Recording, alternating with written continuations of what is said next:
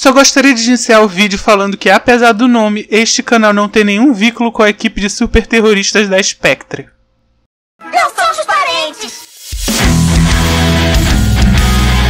Em Moscou contra 007, filme de 1963, que é uma coprodução Reino Unido-Estados Unidos, Sean Connery reprisa o papel de James Bond, que agora deve enfrentar pela primeira vez uma ameaça que é ao mesmo tempo global e secreta, a Organização Spectre.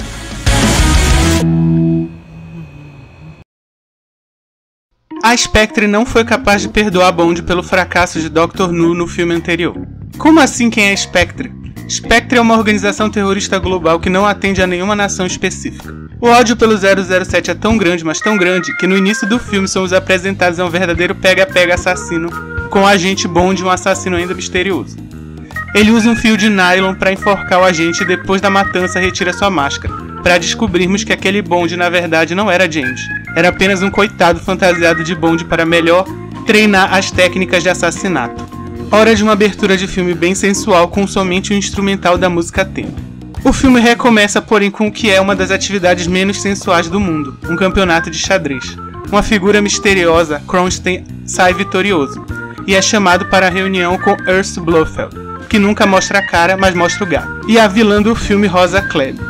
Os três são ex-espiões de diferentes agências que hoje se reúnem em prol da Spectre, cujas iniciais significam Special Executive for Counterintelligence, Terrorism, Revenge and Extortion. Traduzindo de forma livre, Executivo Especial para Contra-Inteligência, Terrorismo, Revanche e Extorsão. Eu acredito que no momento eles estão focando na parte da vingança mesmo. Utilizando uma metáfora de peixes no aquário, Blofeld explica para o público que sempre que peixes brigam, dois se enfrentam, enquanto um terceiro mais esperto espera a briga acabar para atacar o que saiu vitorioso, mas está enfraquecido. A especialidade da Spectre, portanto, é instigar a briga entre grandes nações para quando uma delas estiver enfraquecida ou mostrar vulnerabilidade, atacá-la e conseguir o que eles querem. Kronstein, o jogador de xadrez, bola um plano para se vingar de Bond, pelo assassinato lá do Dr. No e de quebra colocar Reino Unido e União Soviética em rota de colisão. A ideia é fazer com que Bond seja enganado para colaborar com uma agente russa no roubo de um aparelho de criptografia soviético. E é aqui que Rosa Klebb entra na jogada. A vilã é uma agente dupla e para todos os efeitos trabalha para os soviéticos e não para a Spectre. Ela vai enganar uma agente com o nome de Tatiana Romanova para trabalhar com James Bond, achando que está ajudando sua nação. Enquanto isso, os espertalhões vão acusá-la de estar traindo sua agência e fugindo com James Bond com o aparelho de criptografia junto, que eles vão pegar de volta depois de matar os dois. O aparelho está escondido na embaixada soviética em Istambul, na Turquia. A jogada é que Bond vai achar que está recebendo uma informação de uma agente que quer escapar para o lado do Reino Unido. A agente Romanov, por outro lado, acha que está somente seguindo as ordens de sua nação, enganando Bond, quando na verdade está auxiliando a Spectre. Bond reaparece, lá em Londres mesmo, ao lado daquela que parece ser o que ele tem mais próximo de uma namorada, a bela Sylvia Trench, que já havia aparecido no filme anterior. O momento agradável dos dois é interrompido por uma chamada do quartel-general. O chefe da inteligência, o famigerado M, informa 007 que há notícia de uma agente soviética que quer asilo no Reino Unido e tem para oferecer um valioso aparelho de criptografia. Mas a agente deixou claro que só vai fazer acordo com o agente Bond. Óbvio que todos desconfiaram que era uma armadilha, mas é para isso mesmo que serve o James Bond, para fazer essas missões que todo mundo sabe que quem for vai se ferrar. Depois de uma sempre esperada cena do inventor da seção Key, mostrando os novos brinquedinhos que desenvolveram para Bond utilizar na missão, alerta de spoiler, essa é a primeira vez que isso acontece na série de James Bond, na anterior não teve esse momento. A assistente do gabinete, a agente Moneypenny, entrega para Bond uma foto da espiã que ele deve procurar. Bond fica satisfeito em ver que é uma mulher lindíssima, e no canto inferior da foto escreve a mensagem From Russia with Love, da Rússia com amor. Sim, esse era para ser o título original do filme. Pois é, o nome brasileiro é bobo mesmo, já que apesar do contexto de Guerra Fria já deixar a Rússia contra o Reino Unido de cara, na verdade a Rússia está sendo enganada pela Spectre.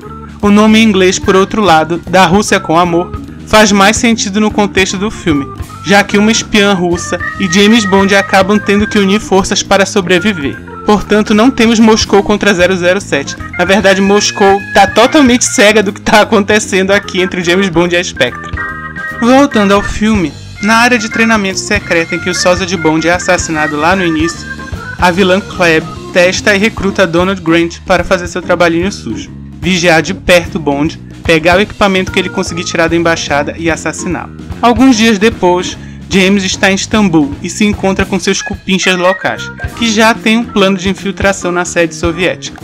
Obviamente que a estadia na Turquia não é nada tranquila. Agentes soviéticos estão o tempo todo tentando matar Bond. Depois de perder alguns de seus parceiros nessas desventuras, Bond é levado para se esconder em um acampamento de ciganos. Uma coisa que já percebi é que sempre existe nos filmes de 007 algumas cenas que no fundo não são necessariamente tão importantes para o plot, porém que acabam marcando a saga como um todo. É bem comum, portanto, que as pessoas lembrem de cenas, mas não são capazes de associar a qual filme ela é exatamente. Essa é uma dessas cenas, que com certeza vai aparecer em vídeos compilados de cenas de 007, ou até mesmo ela completamente remasterizada pode pintar aí na sua lista de vídeos recomendados pelo YouTube. Neste caso, duas ciganas apaixonadas pelo mesmo homem têm que recorrer a tradições antigas para resolver seus problemas, indo para as vias de fato. A briga é interrompida por um tiroteio. Bond se safa com alguma ajuda inesperada. Ele e seus parceiros da Turquia descobrem o responsável e vão atrás dele para se vingar. Depois desse dia conturbado, Bond volta ao seu hotel e quando menos espera descobre finalmente a agente Tatiana Romanov deitada em sua cama. Ele começa seu jogo de sedução sem saber que eles estão sendo filmados o tempo todo. Esse é outro dos grandes trunfos desse filme, já que trata de uma cena considerada por muitos lendária. Além de, segundo correm as fofocas, ser uma das cenas que todos os atores que tentam a chance como 007 devem fazer muito bem nos testes. Temos, portanto, um filme com duas cenas que estão sempre no balcão criativo da franquia. Nada mal, né? Nessa cena, 007 finalmente volta para o seu quarto de hotel e descobre a Tatiana já em sua cama, preparadíssima para seduzi-lo. Enquanto os espiões da Spectre estão atrás de uma janela de vidro filmando tudinho, preparados para chantagearem Bond posteriormente. A quem interessa uma sextape de James Bond? No dia seguinte, James consegue de forma bem suspeita um mapa da embaixada russa. Depois se encontra com Tatiana em um barco. Ele fala com a moça como se estivesse filmando ela e a paisagem, mas na verdade está gravando as informações que ela tem sobre o aparelho de criptografia e enviando para Londres sem ser perceptível. Ambos então seguem com um plano conjunto. Explodem a embaixada, pegam o aparelho e fogem pelo sistema de esgoto. Muita correria e confusão no meio da cidade até que Bond e Tatiana conseguem fugir, pegando o famoso Expresso do Oriente. Entrou no Expresso do Oriente, a gente sabe que coisa boa não vem, né? O super assassino da Spectre os segue, esperando uma oportunidade para pegar o aparelho e assassinar nosso protagonista. Depois de muito sururu no trem, temos uma luta épica dentro da cabine de James Bond.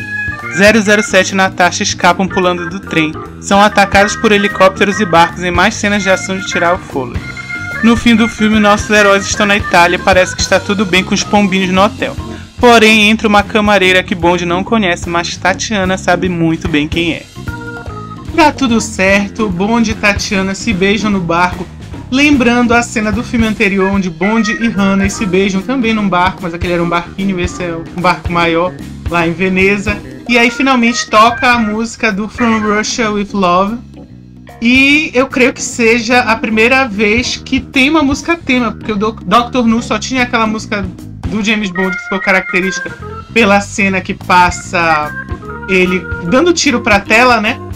Mais uma música tema que vai pro rádio e tudo mais, essa aqui é a primeira mesmo, tá? A propósito, vamos aproveitar essa pausa rápida para continuar nossa contagem de Bond Girls. E só queria pontuar que nos vídeos aqui do canal eu considero Bond Girl qualquer mulher que atue ao lado ou contra James Bond durante as missões, ou que se envolve romanticamente com ele. Nossa adorada Moneypenny, por exemplo, não está inclusa. A primeira é óbvio a Tatiana, que é a principal e a co-protagonista desse filme. Temos as duas ciganas Zora e Vida, que como já comentamos aparecem na cena icônica de porrada, e surpreendendo principalmente a mim, temos Sylvia Trent fazendo mais uma aparição. Portanto eu não vou numerar, vou deixar só um asterisco aqui no nome para assinalar o reaparecimento. Rapidinho comentando sobre os carros que eu quero fazer porque, de certa forma, é algo que os fãs também têm como uma apreciação da mística do personagem. Enquanto lá no primeiro filme temos apenas o Sunbeam Alpine, o nome singelo para um carro igualmente singelo, Em Moscou contra 007, o novo carro é o conversível Bentley Mark IV, que aparece na cena em que ele está em um encontro amoroso com a Sylvia Trent antes de ser brifado da missão nova. Aliás, o ponto alto é justamente o telefone embutido que esse carro tinha, por onde Bond e o quartel-general entram em contato. Por fim, vamos ao arsenal de Bond. Eu comentei no vídeo lá sobre o Dr. No, porém vestido, sobre o momento em que Bond recebe sua Walther PPK, ou Walter Pepeca para os íntimos, que é sua arma mais icônica. Neste filme, essa continua sendo sua pistola principal. A única outra arma que ele vai ter nesse segundo filme é um rifle AR-7 Sniper. Bom, finalmente é o segundo filme de James Bond. Eu devia ter feito esse vídeo há muito tempo atrás, porque eu estou tentando fazer essa sequência de filmes do 007 em ordem. Mas, finalmente assistimos From Russia with Love, aqui no Brasil, Moscou contra 007. E primeiro título, né? O título brasileiro é muito mais legal para filme de ação, Mas quando a gente assiste o filme, a gente vê que não é exatamente Moscou contra 007. O que Moscou acaba tendo contra o James Bond é o conceito, né? Toda aquela situação proveniente da Guerra Fria. O bloco 1 contra o bloco 2, o bloco capitalista contra o bloco comunista. Então essa é a porrada com o James Bond. Mas os vilões da história são a Spectre. É bom entender que nos livros originais não é bem assim. O livro ele vai ter mesmo os comunistas como vilões, mas aqui não. Aqui eles são uma outra potência que vão ter os problemas que são similares aos nossos do mundo real que tinha naquela época. E aí você tem a Spectre sendo apresentada finalmente, que são os grandes vilões da franquia James Bond de certa forma. Eles vão reaparecer em diversas formas, diversas encarnações por vários filmes. Inclusive no filme do Daniel Craig, que é o James Bond mais moderno. E vão se mostrar também como sendo um grupo por trás do primeiro vilão, o Dr. No. Apesar de que no primeiro filme não tinha nenhuma indicação disso, de que existia uma grande conspiração maior, nem nada nesse sentido. Mas eu não me importei, eu achei que ficou até legal, em vez de ficar aquela coisa mais isolada. Em geral, esse filme é muito melhor que o primeiro filme. Principalmente porque eu creio que o primeiro filme ele tinha muito assim... Tinha menos espionagem e mais coisa de ação genérica. Não sei se faz sentido, mas esse não. Esse tem mais cara de espionagem. Você tem o James Bond tendo que se infiltrar primeiro numa cidade, depois numa embaixada, depois tentar passar incógnito dentro do trem. Você tem toda essa intriga internacional acontecendo, pessoas de diferentes povos tentando, né, fazer com que a situação seja favorável à sua nação. A própria Bond Girl representa um pouco isso. Apesar de que começa a minha grande crítica desse filme é que eu não gostei muito da Bond Girl comparado com a Honey. Apesar dela aparecer em mais tempo, fazer, entre aspas, mais coisa, eu não sei, eu achei que a personagem é meio apagada em comparação à primeira, né? Também, às vezes, uma vez ou outra, você pensa que ela não sabe exatamente o que ela está fazendo. Eu entendo que a lógica do personagem é que ela estava sendo enganada pela Kleber, eu sempre esqueço o nome dessa vilã, que é a vilã da Spectre e que era agente dupla lá no lado comunista da história.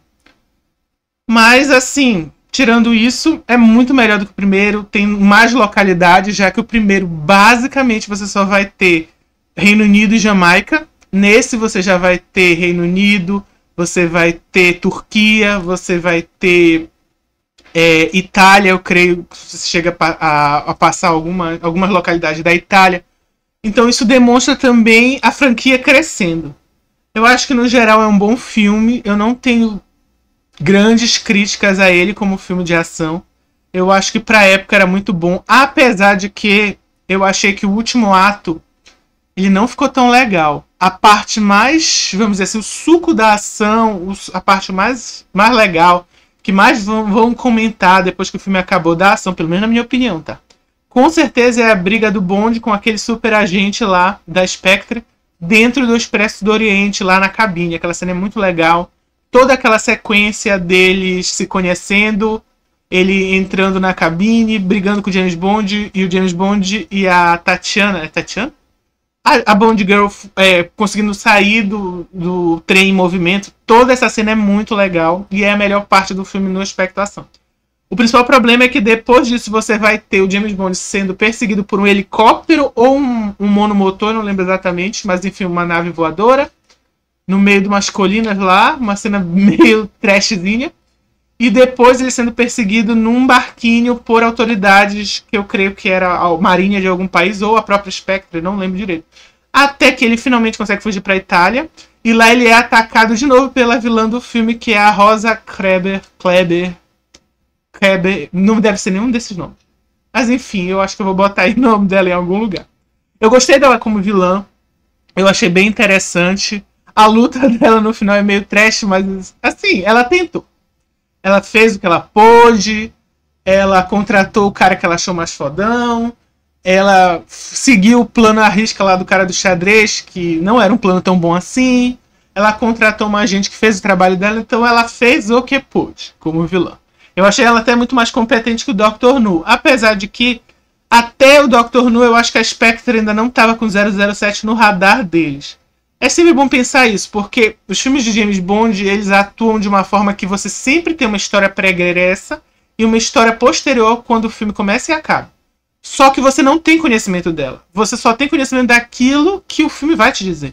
Então, a partir do segundo filme, você sabe que a Spectre existe, que o Dr. No fazia parte da Spectre e que o James Bond é um dos maiores inimigos dela. Nada disso você sabia antes do filme e nada disso você sabia no filme anterior. Então, sabe Deus quais são as próximas surpresas nos próximos filmes. Eu acho interessante esse tipo de filme numa era que a gente está muito preocupado com cânone, com o universo compartilhado, com esse tipo de coisa.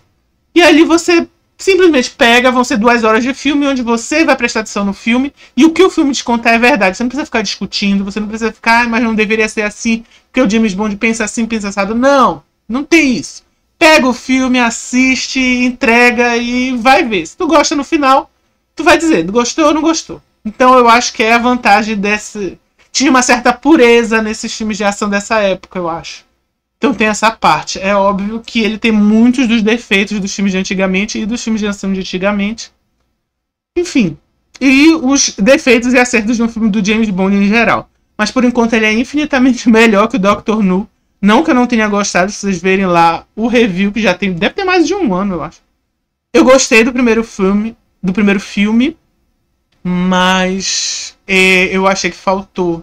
Eu achei que a parte de espionagem não ficou tão legal quanto no segundo. Apesar de eu gostar bastante da Jamaica como ambientação e tudo, eu acho que esse segundo acertou muito mais no quesito espionagem. Obrigado por você que assistiu até aqui. Por favor, pense em se inscrever, curtir e comentar aqui embaixo o que você achou do filme, o que você achou do vídeo. E qual, sei lá, qual é o seu filme de James Bond favorito, qual é o seu James Bond favorito. Ainda não trocamos de James Bond, trocamos de James Bond aqui no canal. Mas vamos ver, é uma discussão que vamos fazer, né? Qual foi o melhor Bond?